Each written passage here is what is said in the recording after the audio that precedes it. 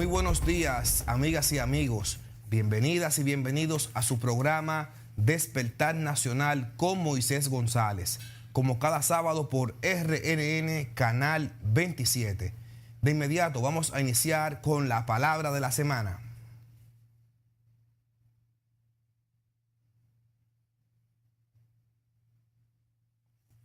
Aunque la higuera no florezca, ni en la avidez haya frutos, aunque falte el producto del olivo y los labrados no den mantenimiento, y las ovejas sean quitadas de la majada y no haya vaca en los corrales, con todo yo me alegraré en Jehová y me gozaré en el Dios de mi salvación.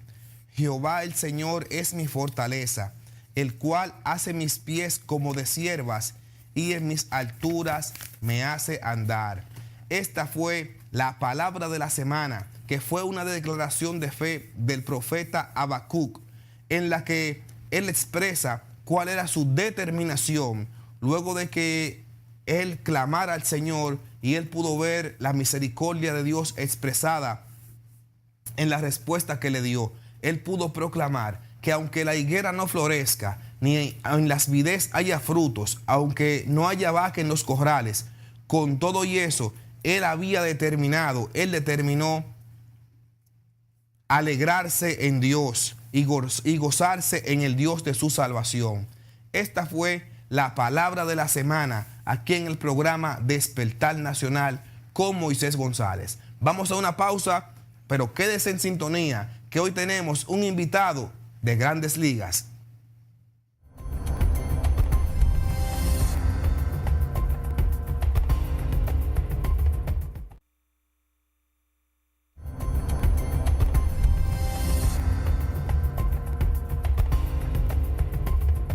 Ya les comentaba que aquí en el programa Despertar Nacional con Moisés González, el día de hoy tenemos un invitado muy especial.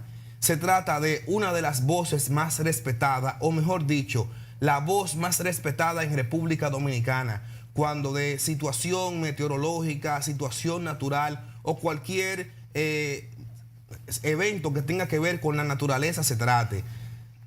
Tenemos el honor de tener en este espacio al ingeniero, experto y científico Osiris de León.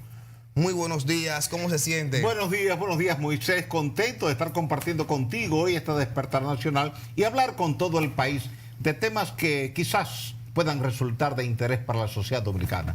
Así es, muchas gracias por su visita a este espacio. De inmediato vamos a ver unas imágenes que hemos traído que nos hablarán un poco de manera gráfica sobre lo que ha sido parte de la trayectoria en los medios de comunicación y al servicio del país del ingeniero Osiris de León. Veamos.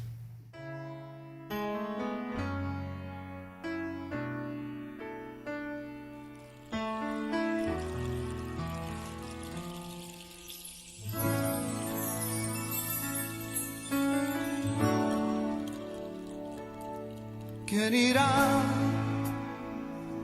abriendo caminos, forjando mejores destinos, pautas de amor para la humanidad? ¿Quién dirá, asumo ese rey, me entrego completo y me uno a la causa de Dios que cambia el corazón? ¿Quién irá a esos hombres tan desesperados? ¿Quién irá a esos matrimonios acabados? O ese niño que está solo sin hogar, esperando que alguien le ame. Oh, hombres de valor, necesita Dios, Necesita Dios. hombres de valor. Sin lugar a dudas, ingeniero, de esta manera es que la sociedad a usted lo percibe. Gracias, como un hombre de valor, esforzado y valiente, gracias. que en medio de las diversas situaciones naturales que ha pasado el país, usted abandona la comodidad de su hogar y de la misma manera que los rescatistas, usted está haciendo una labor similar a ellos en los medios de comunicación, orientando al país. Pero gracias inmensa, Moisés. Un honor para mí que tú hayas hecho ese resumen ahí. Y la verdad es que te lo agradezco en nombre mío y de mi familia, porque siempre lo hacemos de buena fe, con la intención de ayudar a la población. Sobre todo, como tú dices, cuando se necesita el rescatista, aunque tú no llegues como rescatista, tratar de ayudar a entender el problema y encontrar una solución al problema. Muchas gracias, y eso lo hemos visto. De hecho, una de las primeras preguntas que queremos hacerle en el día de hoy es cómo surge, cómo usted detecta que tiene esta pasión por ayudar a las personas, porque detrás del geólogo, detrás del ingeniero, hay un ser humano preocupado por otro ser humano. ¿Cómo usted detecta esta pasión? Mira, eso comienza siendo yo Boy Scout. Yo pertenecía a la patrulla Paloma en Navarrete. Y junto con el trabajo de Boy Scout, la actividad de Boy Scout, también yo era clérigo en la iglesia. Y entonces el coordinador siempre buscaba que los fines de semana nos fuéramos a recorrer algunos barrios marginados. Y cuando encontramos la persona de menores recursos económicos, entonces nos pedía a todos sacar lo que tuviéramos en los bolsillos. Y lo que teníamos en los bolsillos hacíamos todos esa colecta. Y eso se lo dejábamos a esa señora o a ese señor que tenía un requerimiento o de medicina o de alimentación. Y cuando tú tienes la oportunidad de recorrer esos sectores marginados, siendo tú un niño con 8, 9, 10 años de edad, y tú ves esas necesidades, comienzas a entender que hay mucha gente que necesita ayuda de los demás. Y desde ahí comenzamos a entender que siempre que uno pudiera hacer algo en favor de los demás, alguien algún día lo podía agradecer. Interesante este recuento que usted nos hace sobre siendo Boy Scout en una edad determinante. Pudo sensibilizarse, despertar ese sentido orientado a lo social. Y tomando en cuenta que hoy en día hay muchos jóvenes que están un tanto desorientados sobre cuál es su verdadera vocación, ¿qué usted les recomendaría a estos jóvenes que nos están viendo el día de hoy y van a ver estos videos a través de las distintas plataformas de las redes sociales? ¿Qué usted les recomienda a ellos sobre la importancia de poder descubrir su vocación conectado con la naturaleza y el amor al prójimo? Mira, cuando tú eres niño, cuando eres adolescente, cuando eres joven en la edad temprana de la juventud, es cuando tienes la oportunidad de ver todo lo que pasa a tu alrededor. Y desde ahí comenzar a planificar en qué tú puedes ayudar a esa sociedad, Moisés. ¿Por qué? Porque ahí tú puedes ver si tu vocación es ser médico, ser ingeniero, ser abogado, ser economista, ser un comunicador, pero siempre con la idea de que lo que tú hagas debe servir a los demás. Si tú eres un médico, debes tratar de que tus conocimientos de medicina estén al servicio de todo el mundo, hasta del que no sea tu paciente. Si tú eres un ingeniero, que tus conocimientos estén al servicio de toda la sociedad, aunque esa gente no esté directamente contigo, pero tú lo haces a través de los medios de comunicación. Si tú eres un comunicador, ver qué noticia del día es refrescante, es positiva, es esperanzadora para la sociedad. Yo siempre he entendido, Moisés, que todas las naranjas traen cáscaras, pero que mi papel no es de referirme solamente a la cáscara, sino a la naranja, la parte útil de la naranja. Y ese es el joven. El joven es esa parte útil, esa parte buena, esa parte sana de la sociedad. Y es ahí donde se van construyendo los valores que tú necesitas para la sociedad de mañana. ¿Qué quiere decir esto? Que en la medida en que el joven dominicano se integra al movimiento de la iglesia, al movimiento del Club Rotario y del Club de Leones, que tienen grupos infantiles, al movimiento Scout, los movimientos sanos, eso te genera a ti un compromiso social, particular, familiar, nacional, de servir a los demás. Y en la medida en que tú le sirves a los demás, en esa medida tú sientes que tu razón de ser en la vida tiene valor, tiene presencia. No importa nacional de servir a los demás. Y en la medida en que tú le sirves a los demás, en esa medida tú sientes que tu razón de ser en la vida tiene valor, tiene presencia. No importa que lo que tú estés haciendo te perjudique a ti. Si beneficia a los demás, de algún modo la sociedad así lo va a ver, así lo va a entender y así lo va a reconocer. Y es ahí donde tenemos que trabajar con esa juventud, que ellos vean en qué pueden ayudar a la sociedad de hoy y a la sociedad de mañana, porque esa es la forma de tú construir el camino de desarrollo, de progreso, pero sobre todo de esperanza para todos los que venimos en la escalera de la vida. Es alentador, Moisés, y es tranquilizador cuando tú puedes ver niños que escuchan lo que tú dices en la televisión, lo que tú dices en la radio, le dan validez y van y lo conversan con sus hermanos mayores, con sus amigos y con sus padres. Con frecuencia me encuentro padres que me dicen: mis hijos siempre te ven en la televisión, les encanta verte porque ellos aprenden cosas de física, de química, de matemática, de geología, de medio ambiente, de agua. Y qué bueno que podemos usar los medios de comunicación, como lo estás usando tú, para llevarle esperanza a una sociedad que lo que más necesita en el día de hoy es un camino de esperanza. Wow, interesante este relato que usted hace sobre exhortando a los jóvenes a descubrir su verdadera vocación y cómo recibe ese feedback, esa retroalimentación de los niños y personas de distintas edades que a diario lo escuchan en los distintos medios de comunicación.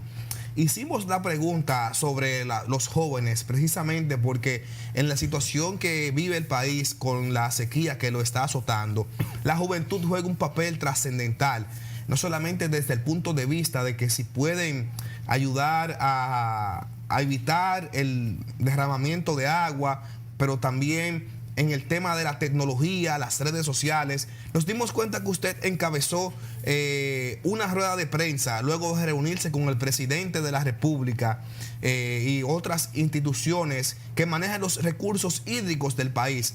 Nos gustaría que nos pueda hablar qué se trató en esa reunión con el presidente. Mira, fue una importante reunión donde estuvo todo el sector agro, estuvo todo el sector agua y estuvo todo el sector clima.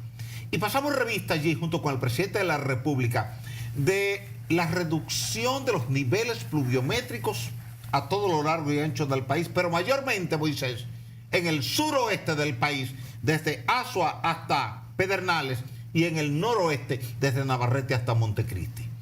Y viendo aquella situación dramática por la falta de lluvia que hemos tenido desde noviembre del 2018 hasta el presente, entonces el presidente sugirió fortalecer las medidas que habían sido adoptadas en una reunión previa que habíamos tenido con el presidente en fecha 13 de agosto del 2018.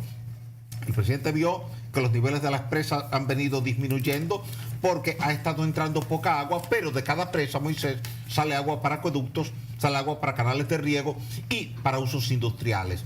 Esto quiere decir que en medio de una sequía que no es local, que es regional, que afecta todo el Caribe, tú tienes que administrar de forma racional ese recurso agua. Y eso fue lo que conversamos con el presidente. ¿Qué decisión tomó el presidente? La decisión que debe tomar un estadista. Vamos a convocar la prensa y digámosle a la prensa eso que está pasando para que la sociedad tome conocimiento y aplique las recomendaciones que estamos haciendo. ¿Cuál?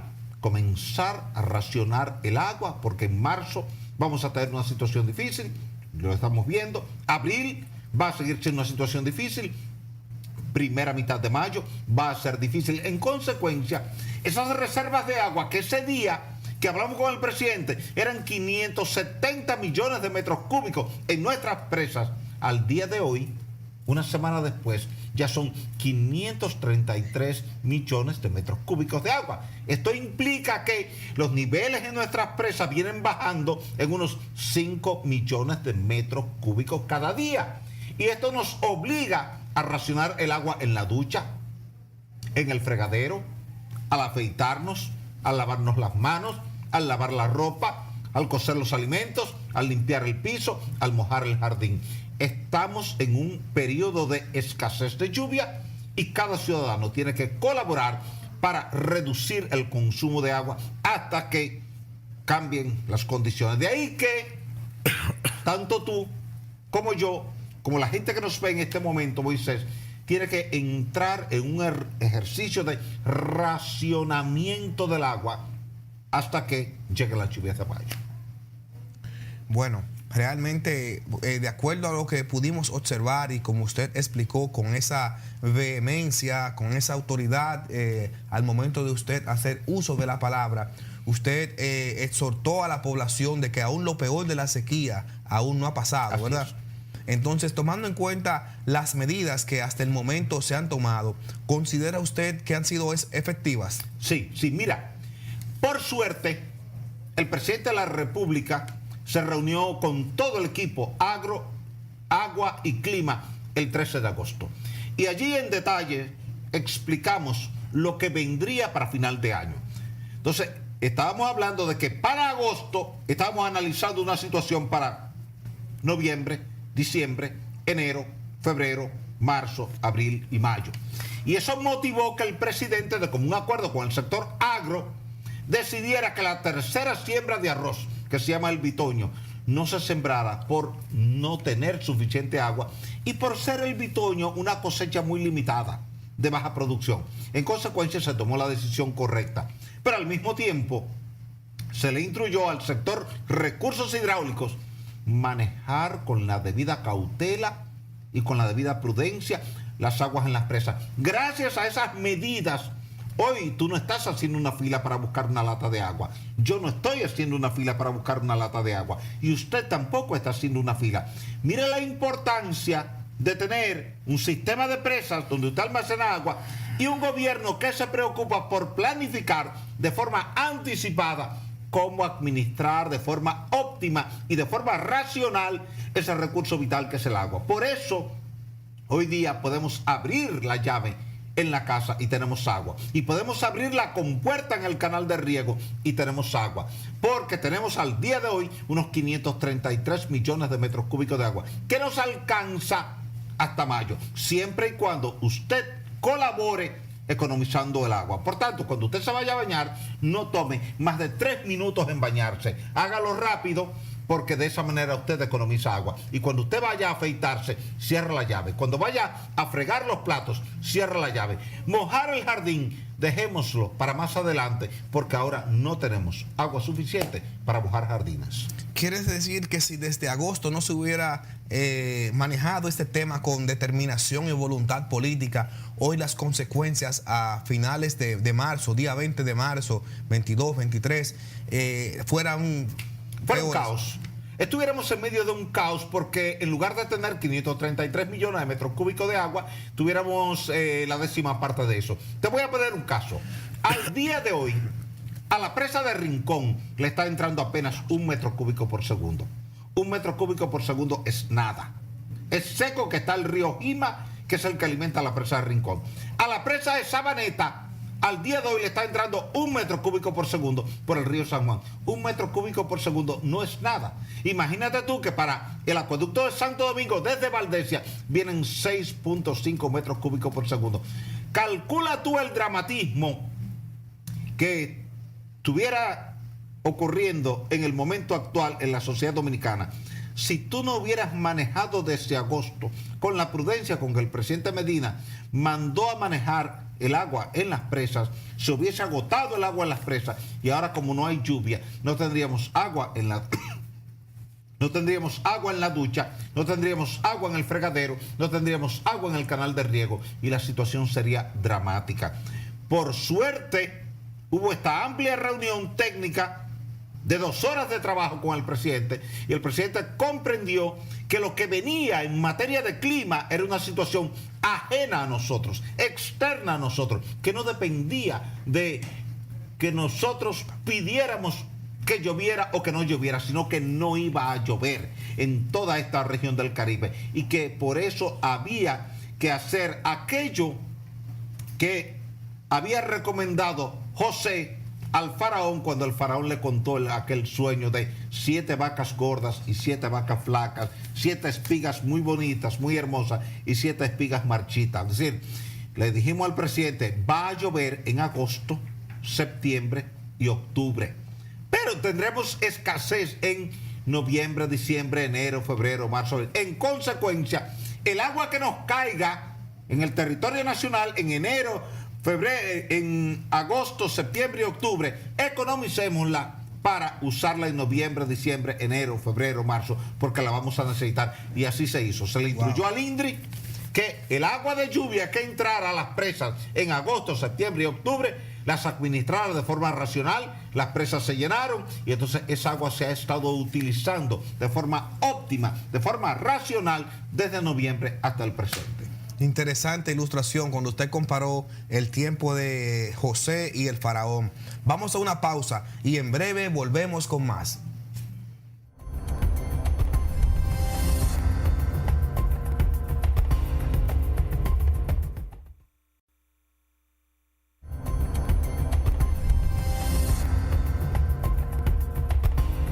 Continuamos con esta interesantísima entrevista con el ingeniero Osiris de León, que nos está dando una panorámica sobre la situación de la sequía que azota nuestro país. Ingeniero, vimos que ayer se celebró el Día Mundial del Agua. ¿Cómo encuentra este Día Mundial a República Dominicana? Sabemos que en medio de una sequía, sin embargo, desde la perspectiva ciudadana, en lo que se refiere a la toma de conciencia, ¿qué opinión le merece? Mira, en materia de toma de conciencia respecto a los recursos naturales necesitamos todavía trabajar un poquito más para que el concepto se extienda a todo lo largo y ancho del país en varios componentes. Número 1.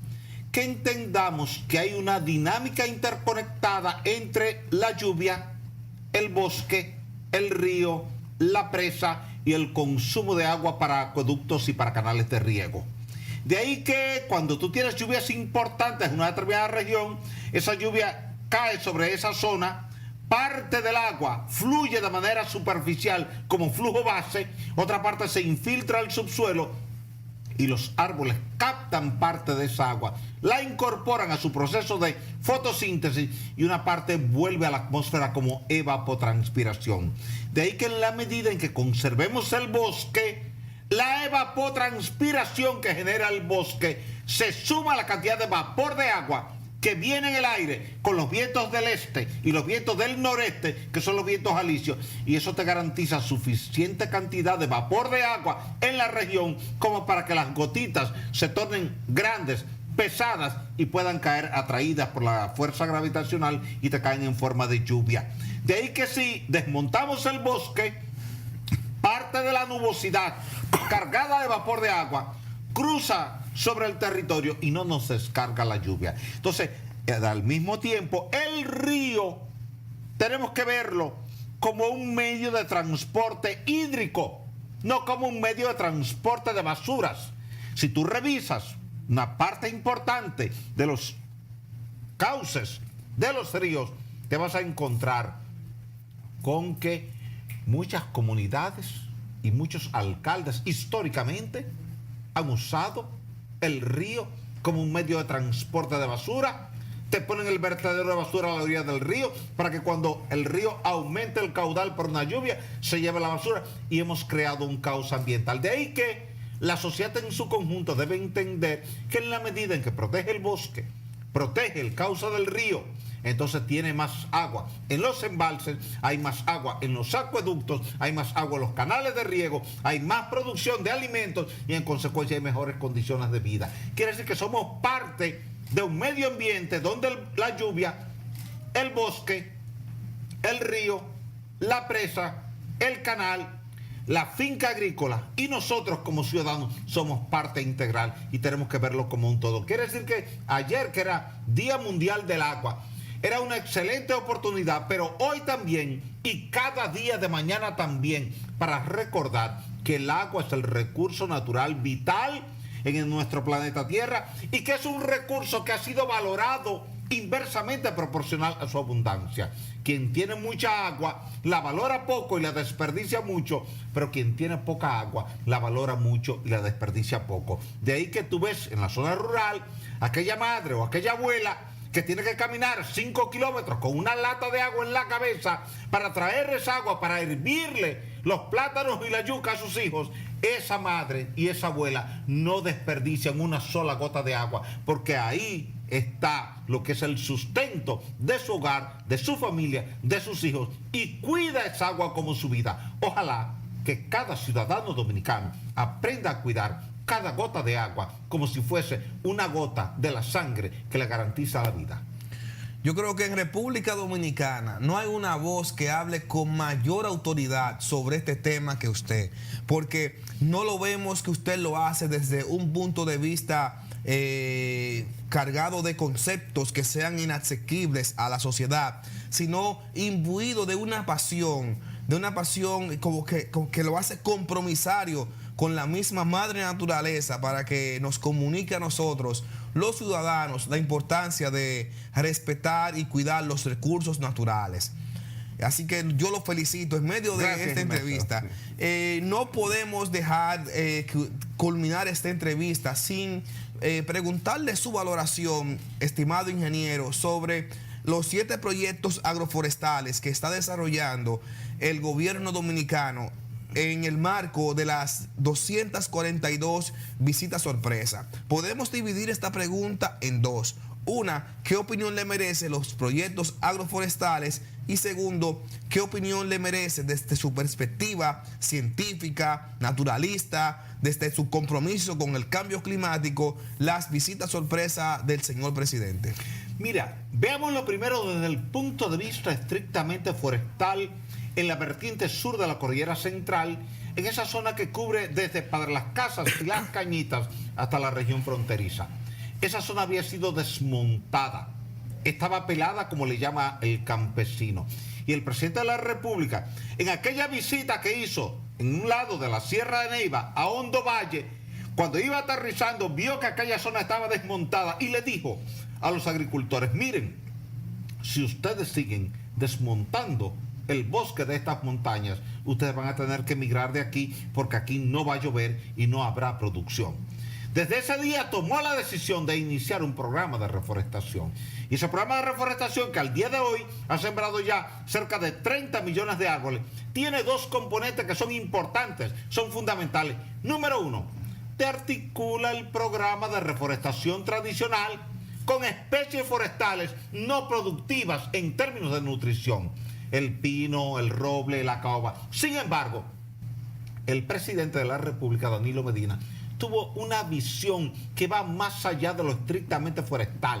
Se fue a lo social, se fue a lo humano, se fue a lo personal y entendió que el campesino también necesita alimentos. Por eso ordenó hacer un híbrido entre el programa de reforestación tradicional con pináceas, con un programa de reforestación que tiene que ver con la producción, como el café, como el cacao, como el aguacate, como el mango. Y ahora tú estás dándole mayor valor, porque ahora el campesino que vive en la zona entiende que de lo que él va a producir ahí, él puede generar riqueza para él y para su familia, y que en consecuencia él no debe abandonar la zona, pero mucho menos debe cortar el árbol, porque era muy fácil anteriormente cortar el pino porque no le veía valor nutricional, pero hoy día, cuando él ve que tiene el café, él entiende que ese es el sustento no de hoy, sino de por vida. Pero al mismo tiempo, con las demás especies frutales, él entiende que él va a estar produciendo siempre bienes que podrá llevarlos al mercado y regresar desde el mercado con riqueza para compartirla con su familia y mejorar sus condiciones de vida. Quiere decir que desde el principio, cuando los medios de comunicación me consultaron sobre la pertinencia o no, dije que estaba de acuerdo, porque esto estaba pensado no solamente en el bosque, no solamente en la montaña, no solamente en el río, sino en el ser humano que convive con ese hábitat, que convive con la flora, que convive con el agua, y que allí tú podías articular hombre y naturaleza para mejorar las condiciones de vida en esa naturaleza y en consecuencia ya él se convierte en un guardián, en un vigilante, en un protector de ese bosque, y él no va a aceptar bajo ninguna circunstancia que nadie de su familia ni de su entorno venga a tocar esos árboles, porque esa es la fuente de producción de riqueza de ellos y de toda su familia. Interesante este recuento sobre los proyectos agroforestales que está desarrollando el señor presidente junto con organizaciones del sector privado que se han sumado a estas iniciativas. ¿Considera usted, ingeniero, que las visitas sorpresa del presidente Danilo Medina contribuyen, tomando en cuenta que estos proyectos se han desarrollado bajo la sombrilla de las visitas sorpresa? ¿Considera usted que estas visitas sorpresa contribuyen a la toma de conciencia sobre los recursos naturales? Mira, contribuye a la toma de conciencia de manera bidireccional. Le permite al presidente de la República escuchar de viva voz del campesino cuál es la situación real en su entorno. Pero le permite al agricultor tener una conversación directa con el presidente, lo cual sin la visita sorpresa sería impensable, porque un campesino que vive allá arriba en la tasajera del Chivito, ¿cómo él va a pensar que va a tener la oportunidad de sentarse a medio metro de distancia del presidente de la República, levantar su mano, pedir un turno y expresar su punto de vista sobre las necesidades de su comunidad? A partir de ese día él se siente importante, se siente tomado en cuenta y va a tener como un relato hasta el final de sus días que él en una ocasión le dijo al presidente de la República cuando llegó a esa comunidad cuál era la necesidad de esa comunidad, y a partir de ahí él va a sentir liderazgo, porque cada vez que él participe en una reunión en su comunidad o fuera de su comunidad, él va a decir: yo hablé con el presidente y le dije al presidente lo que necesitábamos y el presidente lo hizo. De ahí que él se va a sentir protagonista del presente y del futuro de su comunidad. Él va a sentir que gracias a su voz el presidente de la República tomó una decisión en beneficio de esa población y que él puso un granito de arena con su voz. La ventaja que yo veo en las visitas sorpresas es un acercamiento, una conversación sincera, abierta, pluralista, donde el campesino habla sobre las necesidades de la comunidad. El presidente escucha y aplica soluciones a esos reclamos de esa comunidad y en consecuencia la comunidad prospera. ¿Cuántas veces habían tenido esas comunidades la oportunidad de sentarse a conversar de manera frontal con un presidente de la República que se siente en una silla de guano o en una silla plástica, al igual que están sentados ellos en silla de guano o en silla plástica, a hablar no de los problemas del Palacio Nacional, hablar de los problemas de esa comunidad, de ese entorno, porque el presidente va allí a escucharles a ellos cuáles son sus problemas, cuáles son sus necesidades, en qué el gobierno puede llegar. Entonces es la primera vez que yo veo que un presidente de la República va a la comunidad, se sienta con quién, con el campesino humilde, con el marginado, con el que nunca fue tomado en cuenta, ni siquiera en el municipio donde él forma parte, ni siquiera en el paraje donde él forma parte. Y ahora él siente que el presidente llegó allí a escuchar los problemas, identificar las causas de los problemas y buscar recursos económicos del Estado para resolver ese problema. Y qué bueno que se haya hecho así, porque esto está produciendo resultados muy positivos a todo lo largo y ancho del territorio nacional. Bueno, muchísimas gracias. Yo creo que con esta explicación que usted acaba de dar, los medios de comunicación tendrán mucha tela por donde cortar. Así que muchísimas gracias nuevamente por distinguir este espacio de televisión, esta planta televisora, bueno, aunque usted parte de esta planta televisora, con esta entrevista tan didáctica, tan pedagógica, pero sobre todo tan actualizada con los temas que están ahora mismo en la palestra pública. Amigas y amigos, con esta entrevista que acabamos de hacer al ingeniero Osiris de León, hemos concluido por hoy la entrega del programa Despertar Nacional. Será hasta la próxima. Con este vídeo aprenderás a ahorrar agua en tu hogar. Te daremos en primer lugar algunos consejos para reducir tu consumo de agua destinada al uso sanitario. Después te propondremos un método para utilizar menos agua cuando laves los platos. En primer lugar, reducir el consumo de agua destinada al uso sanitario. El primer gesto consiste en ducharte en lugar de bañarte. Un baño consume entre 150 y 200 litros de agua, mientras que una ducha consume solo de 60 a 80 litros en 5 minutos. Se calcula que si te duchas en lugar de bañarte podrás ahorrar entre 50 y 100 euros al año. Para continuar con estos hábitos, cierra el grifo cuando te estés cepillando los dientes o enjabonando las manos. Para un mayor ahorro, puedes colocar un aireador en los grifos. Estos permiten reducir el flujo de agua que sale del grifo en un 50% sin que afecte al nivel de comodidad en el lavabo. Un aireador cuesta entre 5 y 10 euros, lo que supone una inversión que podrás amortizar en menos de un año. Las fugas son una de las causas principales del consumo excesivo de agua. Pueden deberse a una tubería defectuosa o a una cisterna que pierde agua. Para localizar una fuga de agua, revisa el contador de agua antes de acostarte. Si no has consumido agua durante la noche, el contador deberá mostrar la misma cifra a la mañana siguiente. Si la cifra ha aumentado, significa que seguramente hay alguna fuga de agua en tu casa. Para evitar malgastar el agua, deberás localizarla y repararla. En segundo lugar, ahorrar agua cuando laves los platos. De media se consumen 42 litros de agua al lavar los platos. Sin embargo, hay un método que solo utiliza 10 litros de agua cuando lavas a mano.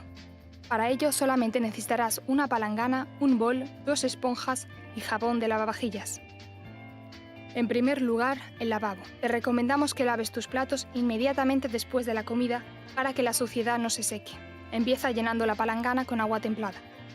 No dudes en utilizar incluso el agua que has utilizado para cocinar si no está sucia. Coloca los platos sucios en la palangana. Si la suciedad se ha secado, déjala en remojo unas horas antes de lavar los platos. Diluye unas gotas del jabón en el bol y a continuación moja una de las esponjas para hacer espuma. Este truco te permitirá utilizar menos jabón y reducir el tiempo de aclarado. Deja a un lado la otra esponja. Te servirá para enjuagar la palangana. Lava los platos con la esponja con jabón y el agua de la palangana. Ve colocando uno a uno los objetos lavados sobre la superficie del fregadero. Cuando hayas terminado de lavar todo, vacía la palangana y luego enjuágala brevemente. Limpia los restos de espuma con la esponja que habíamos reservado para aclarar la palangana. Pasa ahora al aclarado. Coloca la palangana en el fregadero. Empieza enjuagando sobre ella los objetos más grandes, cacerolas, coladores, boles. De este modo, podrás utilizar el agua que ha quedado en la palangana para aclarar los objetos más pequeños como las tazas, los vasos y los cubiertos. De ahorrar agua. Cuando estés en la ducha, báñate en el menor tiempo posible y cierra la llave cuando te enjabones. Cuando te afeites, utiliza un recipiente con agua. Si abres la llave, gastas más. Cepillando tus dientes, utiliza un vaso. Tomando de la llave, vas a desperdiciar. Lavando la ropa, utiliza la lavadora con carga completa. Lavando la loza, utiliza un platón. De esta manera ahorrarás más. Lavando el carro, utiliza un balde. Con manguera desperdicias mucha agua. Evitando descargas, baja la palanca únicamente cuando sea necesario. Ahorrando en la cisterna, coloca una botella con agua si tu cisterna es de las antiguas. Evitando goteos, cierra bien los grifos y ahorra cada gota. Haciendo mantenimiento, revisa tuberías y grifos en mal estado, así evitarás fugas de agua. Aprovechando la lluvia, alista vasijas y recipientes, aprovecha cada gota. Reciclando, los baños son los que más consumen agua. Recicla el agua de la ducha, la lavadora y el agua lluvia. De esta manera ahorrarás agua potable.